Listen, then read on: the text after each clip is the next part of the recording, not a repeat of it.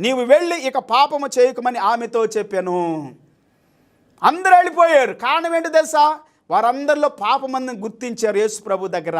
నేను పాపిని అని చిన్న పిల్లల దగ్గర నుండి వృద్ధుల వరకు పాపిని అని గుర్తించి వెళ్ళిపోయారంటండి. యేసుక్రీస్తు చెబుతున్నారు, ఇక నేను నీకేం చేయను, ఇక పాపము చేయకము. పాపము చేయొద్దు. పాపము చేస్తే నువ్వు భయంకరమైనటువంటి దుస్థితిలోకి వెళ్తావు. పాపము నీ దేహాన్ని పాడు చేసిద్ది, ఆత్మను పాడు చేసిద్ది, మనస్సాక్షిని పాడు చేసిద్ది, నీ కుటుంబ వ్యవస్థను చిన్నాభిన్నం చేసిద్ది, నీ వ్యక్తిగత జీవితాన్ని, సాక్ష్యాన్ని, లేకపోతే నీ మంచితనాన్ని, నీ సుగుణాలు, నీ కలిగి ఉన్న ఆస్తిని, అంతస్తుని అన్నిటిని పాడు చేసిద్ది. పిల్లారా, వ్యభిచారం అనే పాపము ఘోరమైంది. ఒకడు ఒళ్ళో నిప్పులు పోసుకుంటే తన ఒడి కాలదా? కాలుతుంది. ఒకవేళ నువ్వు తిరగలు విసిరితే నీ తిరగలు ఇంకొకరు విసురుతారు.